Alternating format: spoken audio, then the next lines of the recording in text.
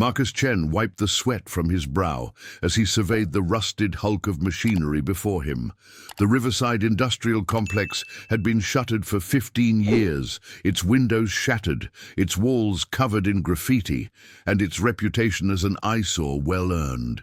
But to Marcus and his business partner, Sarah Williams, it represented opportunity. "I still think we're crazy," Sarah said, stepping carefully over a pile of collapsed ceiling tiles.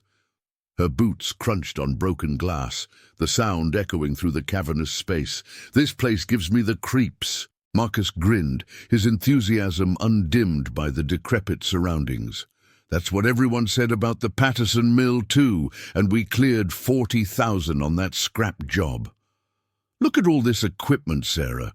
Those metal presses alone are worth a small fortune once we strip them down and sell the parts." The factory sprawled across 12 acres on the outskirts of Millbrook, a town that had seen better days. Once a thriving hub of textile manufacturing, Millbrook had slowly died as jobs moved overseas. The Riverside complex had been the last domino to fall, closing its doors in 2008, when the owner, Harold Gunderson, passed away without heirs. The property had languished in legal limbo for years, passing through various creditors and tax sales until it finally landed in the portfolio of a disinterested holding company. Marcus and Sarah had built their salvage business from nothing. Starting with a pickup truck and a willingness to do dirty work others avoided, they'd gradually expanded into industrial demolition and scrap metal recovery. The Riverside complex represented their biggest acquisition yet, purchased for just $127,000 at auction, a fraction of what the land alone should have been worth. The county assessor said the soil contamination reports scared everyone off, Marcus explained, consulting his tablet as they walked through the main production floor. "But I had our guy review them. It's not nearly as bad as the paperwork makes it sound. Some oil residue, maybe some heavy metals, but nothing we can't handle." Sarah nodded, but her attention had drifted. She was staring at the far wall, where the paint had peeled away to reveal older layers beneath. Something about the building's bones intrigued her. The architecture was unusual for an industrial structure. The support columns were more substantial than necessary, and the foundations seemed over-engineered for a textile factory. "How old did they say this place was?" she asked. Marcus scrolled through his files. "Original structure dates to 1897, though it's been rebuilt and expanded several times. Started as something else before it became a textile mill. The records are spotty." "Started as what?" "Doesn't say exactly. Some kind of ore processing facility, maybe. There were a lot of small mining operations in this area back in the day. Nothing major. Iron ore, some copper. All played out by the 1920s. They spent the next 3 hours documenting equipment and planning their salvage strategy.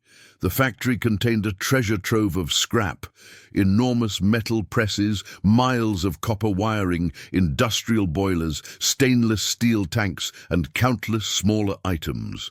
Marcus estimated they could clear $200,000 in scrap value, possibly more if they were patient and sold to the right buyers.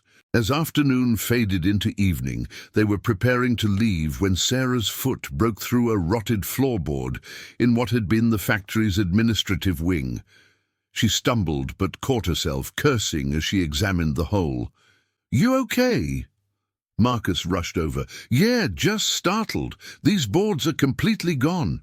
She knelt down, peering into the darkness below. "Hand me your flashlight." Marcus passed her his heavy-duty maglite, and Sarah aimed it into the gap. Instead of seeing the dirt crawl space she expected, the beam revealed open space, a room of some kind beneath the floor. "Marcus, there's something down here, like a basement or cellar." "The property survey didn't mention a basement." "Well, there's definitely something." Sarah widened the hole, pulling away more of the rotten floorboards until she'd created an opening large enough to fit through. "I'm going to check it out." "Sarah, wait." But she'd already lowered herself through the gap, dropping the 6 feet to the floor below. Marcus heard her land with a grunt, followed by silence. You alive down there? Marcus! Her voice was strange, hollow with shock. You need to see this. He grabbed a second flashlight from their equipment bag and followed her down, his knees protesting the drop. The space was cool and surprisingly dry, with stone walls that predated anything in the factory above. But it wasn't the construction that had stolen Sarah's words. Their flashlight beams played across walls covered in old mining equipment, picks, shovels, and ore carts that looked like museum pieces. More significantly, they revealed a tunnel entrance, reinforced with timber supports that, while aged, appeared structurally sound. "This was a mine," Sarah whispered. "The factory was built on top of an old mine." Marcus approached the tunnel entrance cautiously. Unlike the factory above, this space had been sealed deliberately, not simply abandoned. Someone had gone to considerable effort to hide its existence. A metal door had once blocked the tunnel, but it had rusted off its hinges and lay on the floor, revealing a shaft that descended into darkness. "We should report this," Marcus said, though he made no move to leave. "There might be safety issues, permits we need." "Or," Sarah countered, her entrepreneurial instincts kicking in, "we could explore it first. What if there's equipment down there? Industrial mining gear from the 1800s could be worth something to collectors." They stood at the threshold for a long moment, the cool air from the tunnel washing over them, carrying with it the scent of stone and mineral and possibility. "One quick look," Marcus finally agreed, "just to see what we're dealing with." They entered the tunnel, their flashlights pushing back the darkness that had reigned undisturbed for decades. The passage was roughly 8 feet high and wide enough for 2 people to walk abreast. The walls showed the marks of hand tools. This had been excavated before modern mining equipment, each foot carved through living rock with picks and hammers and back-breaking labor. After 50 yards, the tunnel opened into a larger chamber. The space was perhaps 30 feet across, with several branching passages leading deeper into the earth. Old lantern hooks protruded from the walls, and they could see the remnants of rail tracks that had once carried ore carts. "This is bigger than I expected," Marcus said, playing his light across the ceiling to check for structural concerns. "This wasn't some amateur operation." Sarah had moved to examine one of the tunnel branches. "Marcus," she said, her voice tight with excitement, "look at this!" He joined her, and she directed her flashlight beam at the tunnel wall. There, glinting in the light, were unmistakable veins of quartz shot through with metallic streaks. "Is that gold?" Sarah confirmed. "I think that's gold." They stood in stunned silence, the magnitude of their discovery slowly sinking in. What they'd bought as scrap, as an eyesore to be stripped and sold for parts, might be sitting on top of something far more valuable. "We need to keep this quiet," Marcus said finally. "No one can know about this until we understand what we have." Sarah nodded, but her mind was already racing ahead, calculating possibilities and complications. They'd bought the property, but mineral rights were a different matter entirely. There would be legal questions, geological surveys, potential partners, or competitors. Everything was about to become vastly more complicated. But as she stared at those gleaming veins in the stone, illuminated by flashlight in a tunnel that time had forgotten, Sarah couldn't suppress her smile. They'd been searching for scrap metal and found something that people had killed for, died for, and built empires upon. They'd found gold. The week following their discovery passed in a blur of fevered research and cautious paranoia. Marcus and Sarah continued their visible work on the factory, documenting scrap and filing the necessary permits for demolition, all while secretly investigating the mine beneath their feet. Sarah took the lead on the historical research, spending long hours at the Millbrook County Records Office and the State Historical Society. What she uncovered painted a fascinating picture of deception and forgotten fortunes. The Riverside property had indeed begun as a gold mine in 1882, operated by a company called the Millbrook Mining Consortium. Contemporary newspaper accounts described promising initial findings, but the mine was reported to have played out within just 5 years. The consortium dissolved, the property changed hands, and by 1897 the current factory building had been erected, repurposed for ore processing of the region's more modest iron and copper deposits. But something about the timeline bothered Sarah. Mining operations typically left extensive records, assay reports, production figures, financial statements. For the Millbrook mine, such records were conspicuously absent. It was as if someone had deliberately erased the mine's history. Her breakthrough came from an unexpected source, a diary entry in the personal papers of Edmund Carver, a local banker who'd lived during the mine's operation. The papers had been donated to the Historical Society by his great-granddaughter and remained largely unexamined. May 14, 1887, Sarah read aloud to Marcus from her phone, having photographed the relevant pages. Met with James Gunderson today. He is determined to proceed with his plan despite my counsel toward caution. He believes the vein extends much deeper than currently explored, but fears the consortium's other members will demand dividends rather than continued investment. His solution, while bold, borders on the fraudulent. He intends to report the mine exhausted, buy out his partners cheaply, and continue operations in secret. When I asked how he planned to process and sell the ore without detection, he merely smiled and said the factory would provide perfect cover. Gunderson, Marcus said. Harold Gunderson owned this place when it closed in 2008. Could be a descendant? Has to be.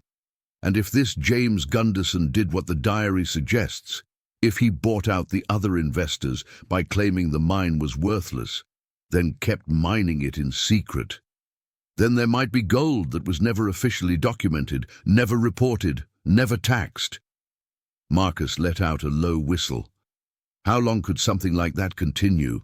Sarah had already been pondering that question. The factory changed what it processed several times over the years. Textiles were just the last iteration.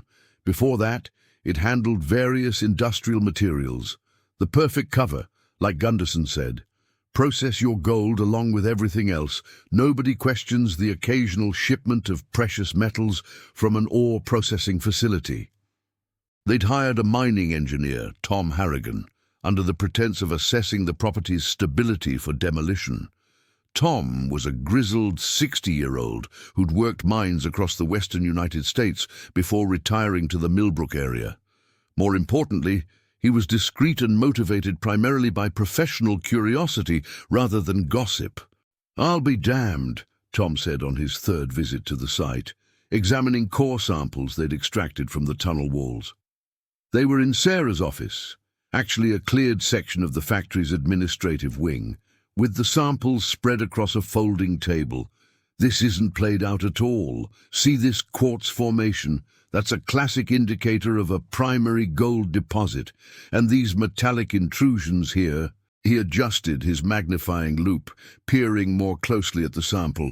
"You've got visible gold, but more importantly, you've got sulfide minerals. Pyrite, arsenopyrite. Often means gold is present in commercial quantities, even where you can't see it with the naked eye." "How much are we talking about?" Marcus asked, trying to keep his voice steady. "I can't say without proper assaying and extensive exploration, but these samples, I'd estimate you're looking at 4 to 6 ounces of gold per ton of ore. That's not spectacular by modern standards, but it's absolutely commercial, especially with current gold prices." Sarah did quick math on her phone. Gold is trading around $1,900 an ounce, so roughly $8,000 to $10,000 per ton. Minus processing costs, which are substantial, Tom cautioned. But yes, approximately. The real question is volume. How much ore are we talking about? What's the extent of this deposit? That was what they'd been working to determine. Over the past week, between their regular salvage work, they'd explored as much of the mine as they dared. The tunnel system was more extensive than they'd initially realized, branching into multiple galleries across several levels. Most were still accessible, the timber supports having held remarkably well thanks to the dry conditions. Using a laser measuring device and creating rough maps, Marcus estimated they'd explored perhaps 400 feet of tunnels so far, with clear indications that the system extended much further. The deepest they'd ventured was about 80 feet below the factory floor. "The real question," Tom said, setting down the sample, "is whether you own the mineral rights." It was the question that had been keeping both Marcus and Sarah awake at night. They'd purchased the property, yes, but in many jurisdictions, surface rights and mineral rights could be separated. Previous owners could have sold the mineral rights decades ago, or they might have reverted to the state, or they might still be in legal limbo from the property's complicated ownership history. Marcus had hired an attorney, Beverly Chen, no relation, who specialized in mineral rights law. Beverly had been working through the property's title history, and they'd scheduled a meeting with her that evening. "What we tell people is critical," Sarah said after Tom had left. She and Marcus were preparing to lock up the site for the day. "We need our story straight. We're exploring the structural integrity of the mine for safety purposes," Marcus recited. "We're concerned about potential subsidence issues that could affect the salvage operation. And we've engaged appropriate experts, Tom as mining engineer, Beverly as legal counsel regarding property liability, everything by the book." They'd also taken the precaution of installing a new security system, ostensibly to protect the valuable scrap, but really to ensure no one stumbled onto the mine entrance as Sarah had. The hole in the floor had been repaired, with access now through a secured hatch that appeared to be nothing more than an old utility access. That evening, in Beverly's office 20 miles away in the city, they learned whether their discovery would make them wealthy or merely lead to expensive disappointment. Beverly Chen was a sharp woman in her 40s, with a reputation for thoroughness that bordered on obsession. She'd spent the week buried in property records, title documents, and legal precedents, and the stack of files on her desk spoke to the complexity of the situation. "The good news," she began, "is that you own the mineral rights." Marcus and Sarah exhaled simultaneously, tension they didn't realize they'd been holding, releasing in a rush. "The complicated news," Beverly continued, "is the history of how that happened. The mineral rights were originally separated from the surface rights in 1889, sold to the Millbrook Mining Consortium. When the consortium dissolved in 1891, those rights were purchased by James Gunderson for $1,500, a suspiciously low price that your historical research explains. She pulled out a timeline she'd created. The rights remained with the Gunderson family through multiple property transfers. They were careful never to separate them again, even when the surface property changed hands. When Harold Gunderson died in 2008, the mineral rights were part of his estate. "And we bought the entire property from the estate settlement," Sarah said, understanding dawning. "Exactly.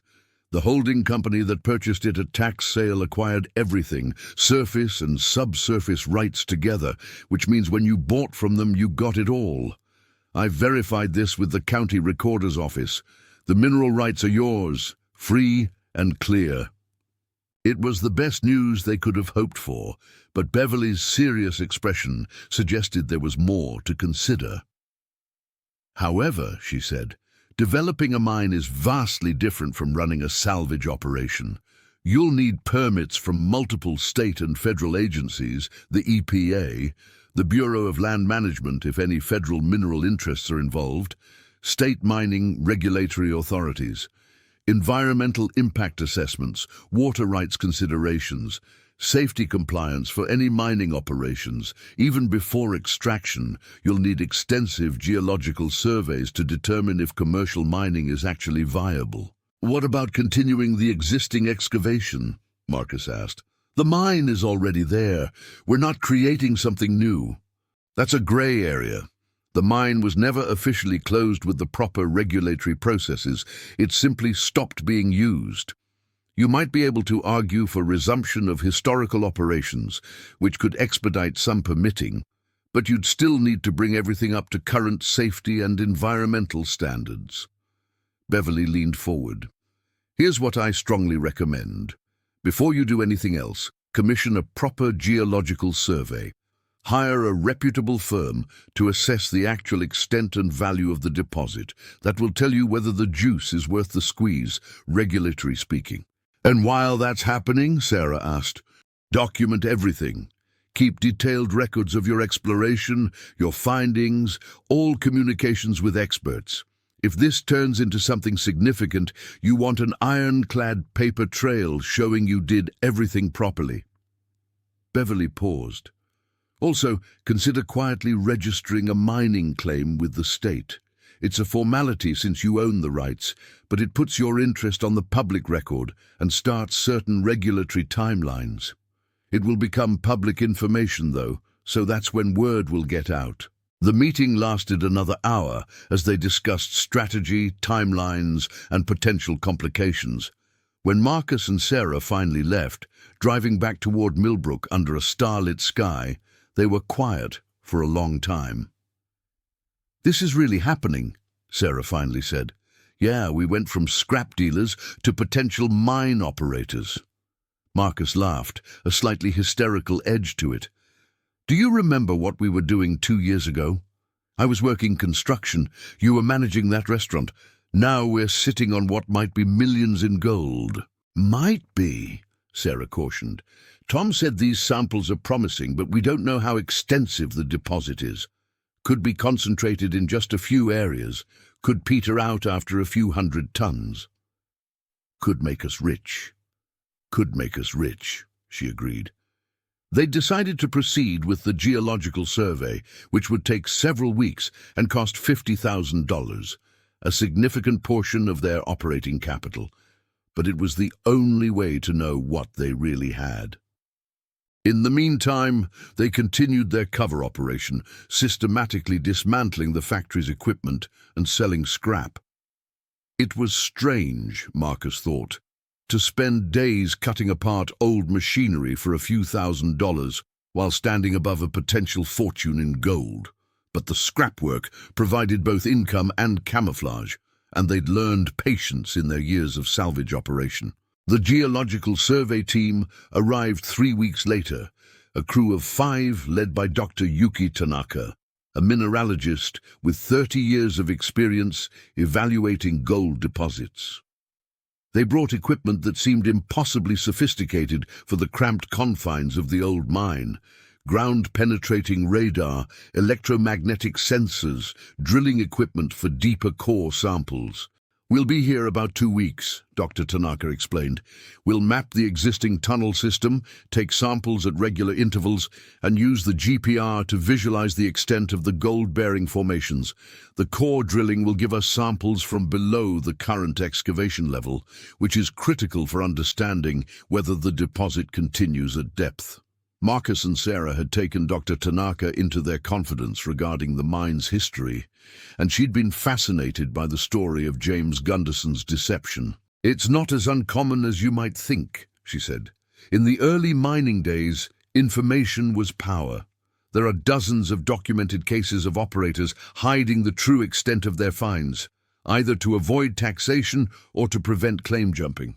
Some of those secret operations continued for years. The survey work was meticulous and occasionally frustrating. The team would spend hours in the same small section of tunnel, taking measurements and samples, moving with what seemed like glacial slowness. But Marcus reminded himself that this was foundational. Every data point might mean the difference between a profitable mine and an expensive mistake.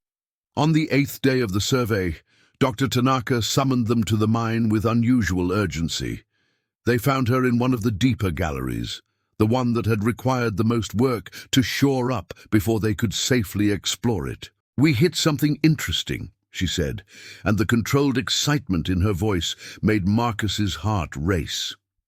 "Come look at this." She led them to where her team had drilled a core sample, pulling it from perhaps 60 feet below the current floor level. The rock was mostly quartz, but running through it like threads of liquid sunlight were thick veins of gold, more concentrated than anything they'd seen in the tunnel walls above. "This is high-grade ore," Dr. Tanaka said. "I'm seeing 10, possibly 12 ounces per ton in this sample. And look here." She pointed to the electromagnetic sensor readout on her laptop. "The geophysics suggests this formation extends at least another 100 feet down and possibly twice that laterally. You're not looking at a small pocket. This is a significant deposit." Sarah felt her knees go weak and sat down heavily on a supply crate. "How significant?" "I'll need to complete the survey and do proper calculations, but based on what we're seeing, conservatively, you could be looking at 100,000 tons of ore at an average grade of 6 to 8 ounces per ton. That's 600,000 to 800,000 ounces of gold." Marcus did the math quickly, his hands shaking. At current prices, that was over $1 billion worth of gold. Even after processing costs, equipment, labor and permits, even after the government took their substantial share, they were talking about wealth beyond his wildest imagination. "The challenge," Dr. Tanaka continued, her pragmatism a welcome anchor to reality, "is that you're in the eastern United States, not Nevada or Alaska. The regulatory environment is much more restrictive. Community resistance to mining operations is higher. The infrastructure for processing will be expensive to build or transport, and these older tunnels, while fascinating from a historical perspective, don't meet modern safety standards for commercial operations." "But it's possible?" Sarah asked. "This could actually work as a real mine, with sufficient capital, patience and expertise." "Yes, absolutely. This is a commercially viable deposit." Dr. Tanaka smiled. "You've found something remarkable here. James Gunderson was sitting on a fortune and somehow he managed to keep it secret all these years." That night, Marcus and Sarah sat in the factory's makeshift office, a bottle of cheap champagne between them, the only celebration they'd allow themselves until the survey was complete. "We're going to need partners," Marcus said. "We don't have the expertise or capital to develop this ourselves." "Agreed. But we need to be careful who we approach. This story, the hidden mine, the family secret, someone might try to challenge our ownership, claim fraud in the original transaction, something. Beverly will help us structure something protective. Maybe bring in an experienced mining company as an operating partner, negotiate a royalty agreement." They talked long into the night, planning and dreaming, and occasionally stopping to simply marvel at the impossible turn their lives had taken. They'd bought an old factory for scrap, never imagining they were purchasing a secret that had been kept for over a century. The gold had been there all along, hidden beneath decades of industrial operations, waiting for someone curious enough to look beyond the obvious. And now that secret belonged to them. The completion of Dr. Tanaka's geological survey transformed everything. Her final report, delivered 6 weeks after she'd first arrived at the site, confirmed their most optimistic projections. The Riverside Mine, as they'd begun calling it, contained an estimated 120,000 tons of ore with an average grade of 7.2 ounces of gold per ton, over 860,000 ounces of gold in total, worth approximately $1.6 billion at current market prices. But the path from discovery to development proved far more complex than Marcus and Sarah had ever imagined.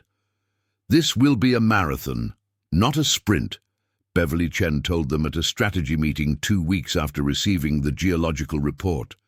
She'd brought in additional counsel, experts in mining law, environmental regulation and corporate structuring. "From permit applications to actual gold production, you're looking at minimum 3 to 5 years, possibly longer." The regulatory challenges were staggering.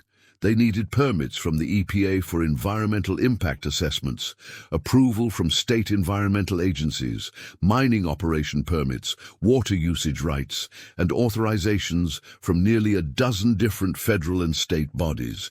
Each application required extensive documentation, public comment periods, and environmental studies. "The good news," said Richard Morrow, the environmental attorney Beverly had engaged, "is that this is a historical mine site with existing excavation. You're not proposing to create a new surface mine which would face much heavier opposition. The bad news is that even for underground operations, you'll need to demonstrate minimal environmental impact, have plans for waste management and water treatment, and address any historical contamination from the factory operations." They also faced a critical decision: try to develop the mine themselves or partner with an established mining company. Developing independently would preserve more profit but required raising enormous capital. Dr. Tanaka estimated they'd need $200–300 million for modern mining equipment, processing facilities, safety systems, and operations through to profitability. "No bank will loan that to a salvage operation," Marcus said bluntly. "We need a partner."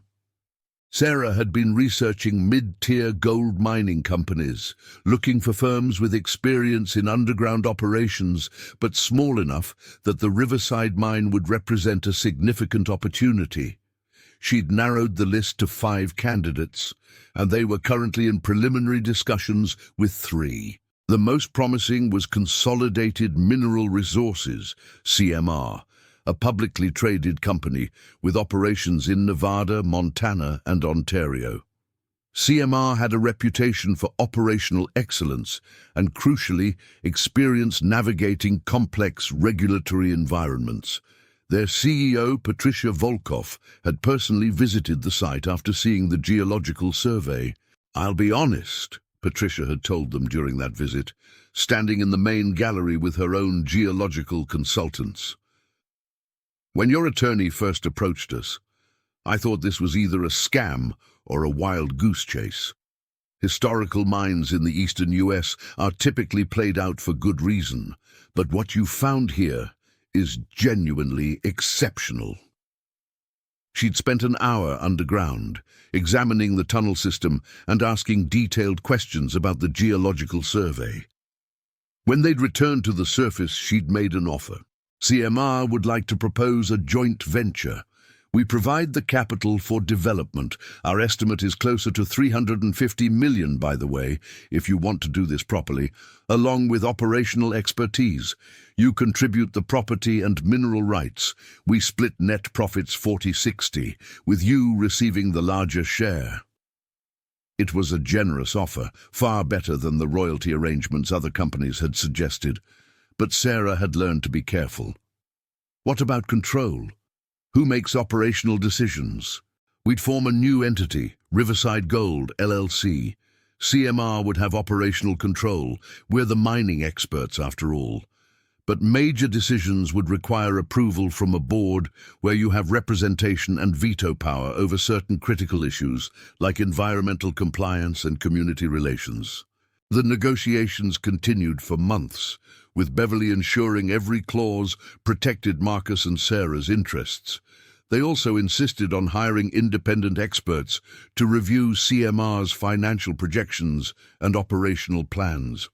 The company's estimate was that the mine could produce 60,000 ounces of gold annually at an operating cost of roughly $900 per ounce, generating net profits of approximately $60 million per year at current gold prices. Even accounting for price fluctuations, debt service, and operational challenges, Beverly explained, you're looking at potential income of $20–25 million annually once in full production, and the mine could operate for 15 to 20 years at these production levels. It was staggering wealth, but Marcus found himself thinking often about James Gunderson, the man who'd hidden this fortune over a century ago. What had he done with the gold he'd secretly mined? The historical record showed the Gunderson family had been prosperous, but never ostentatiously wealthy. Perhaps James had been too cautious, too afraid of exposure to truly capitalize on his discovery.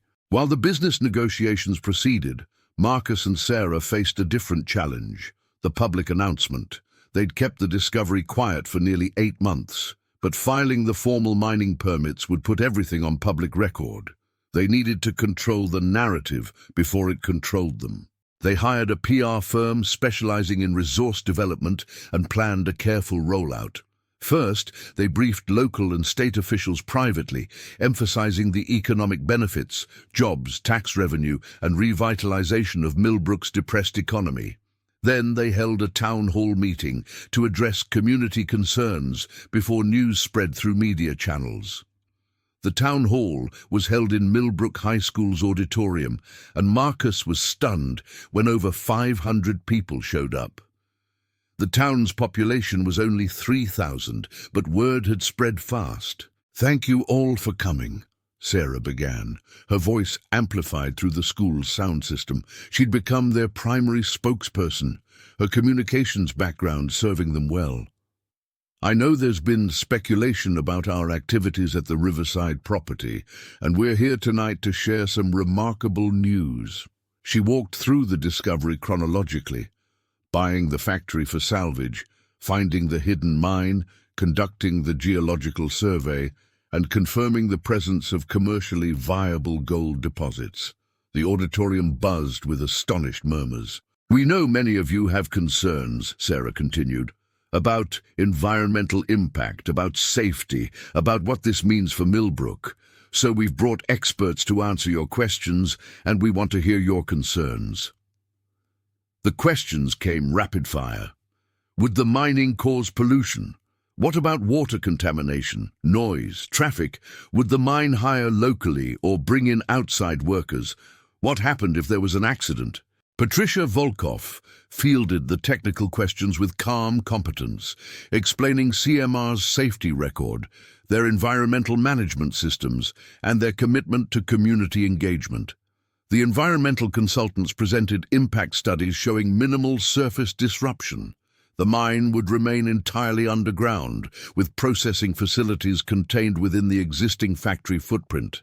"This isn't an open-pit operation," Patricia emphasized. "Your town won't look like a lunar landscape. From the surface, you'll see a secured industrial facility, no different from many other manufacturing operations. The mine itself will be accessible only through the factory building." The economic promises were substantial. CMR estimated they'd employ 150–200 people when in full operation, a massive boost for Millbrook's economy. Median wages would be $60,000, $80,000 annually, well above the regional average. The tax revenue for the county would exceed $10 million per year. "I've lived here my whole life," said Frank Morrison, owner of the local hardware store. "We've watched this town slowly die for 20 years.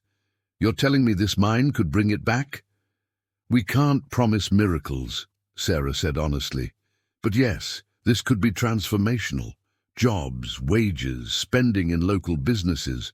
We'll also be establishing a community development fund, 1% of net profits dedicated to local infrastructure, schools, and public services." It was a provision she and Marcus had insisted on, despite Beverly's initial skepticism about giving away profit. But they'd both grown up in struggling towns. They knew what economic decline looked like from the inside, and they wanted Millbrook's revival to be part of their legacy. Not everyone was convinced. An environmental activist group called Save Our Mountains sent representatives who warned of potential disasters: water contamination, tunnel collapse, ecosystem destruction.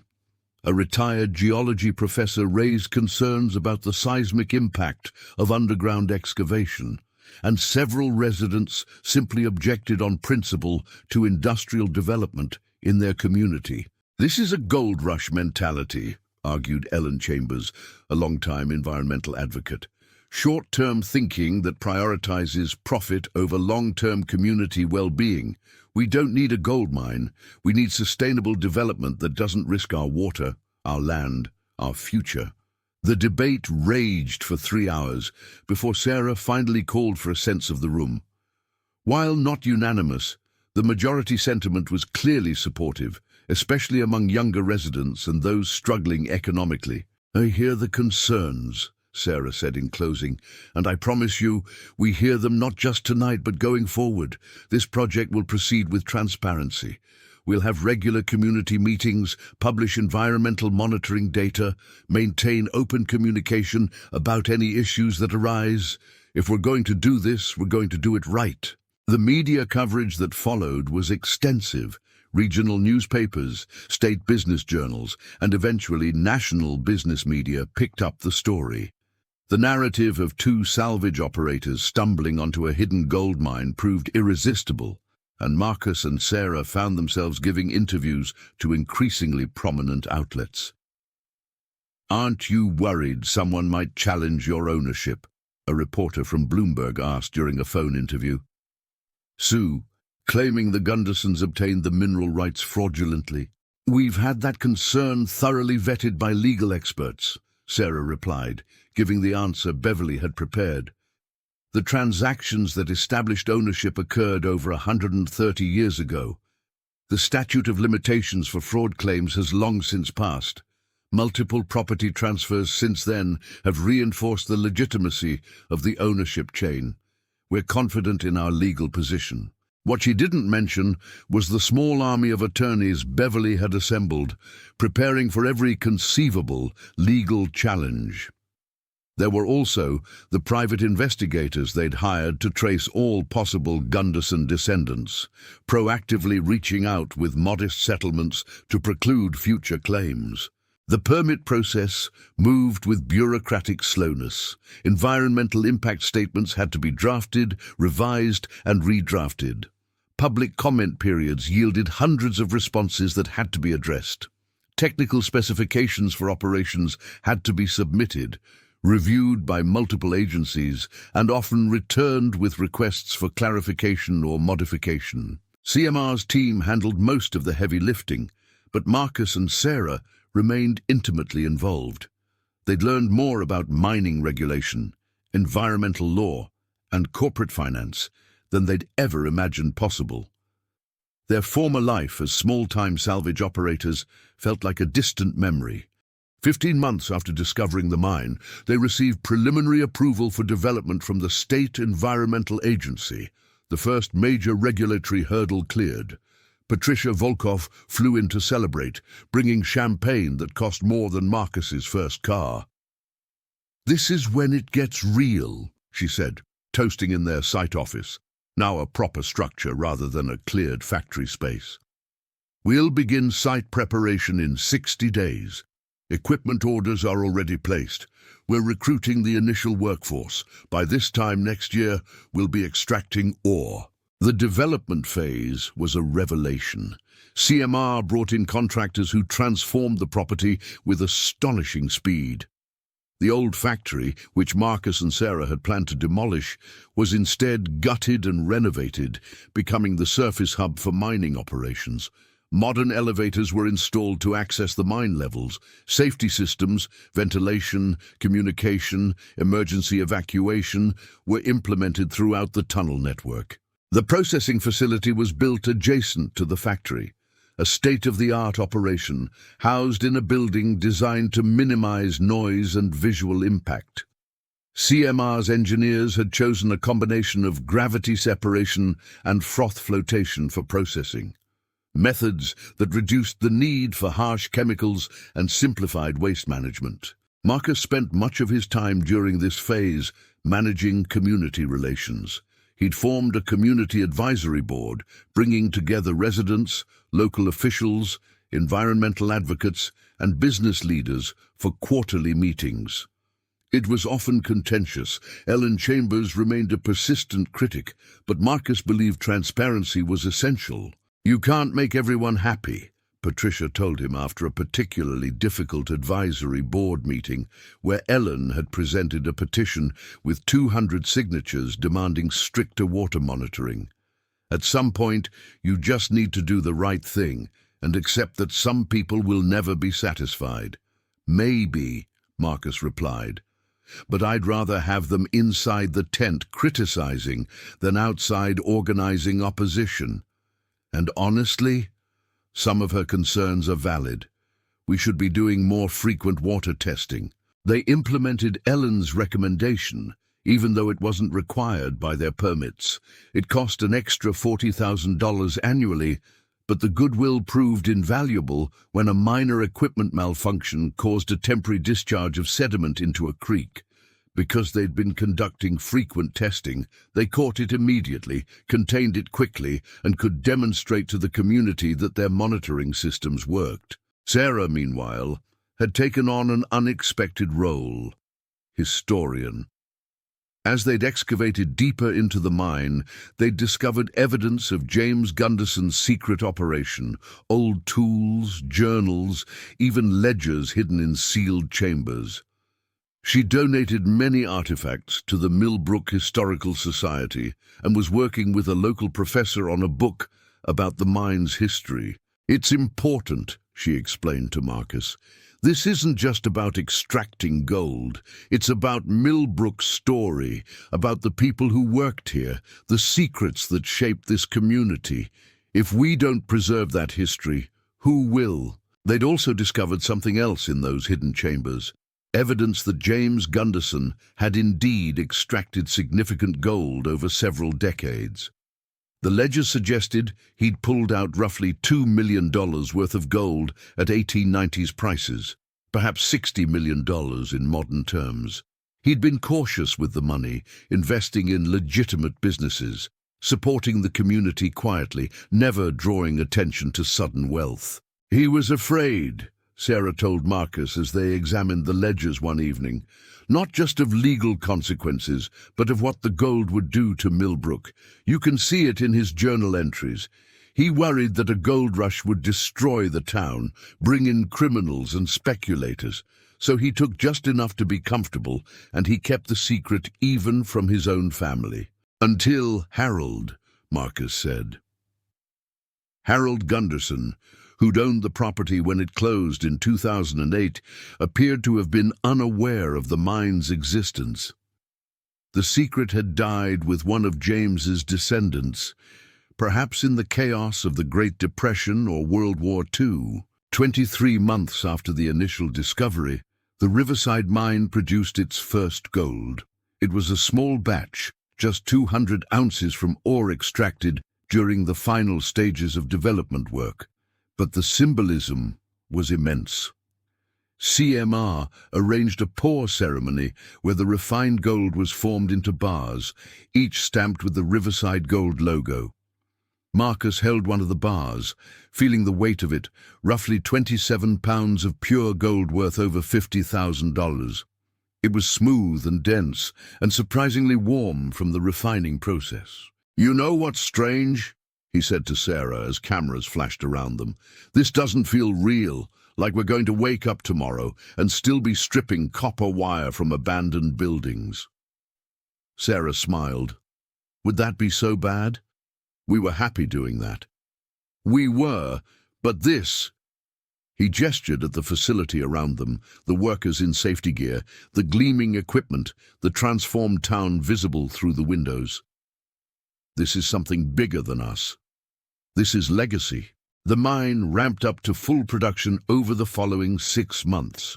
By the end of the second year of operation, they were extracting 5,000 tons of ore monthly, producing approximately 35,000 ounces of gold annually, slightly below projected capacity as they worked through initial operational challenges, but impressive nonetheless. The financial returns were staggering.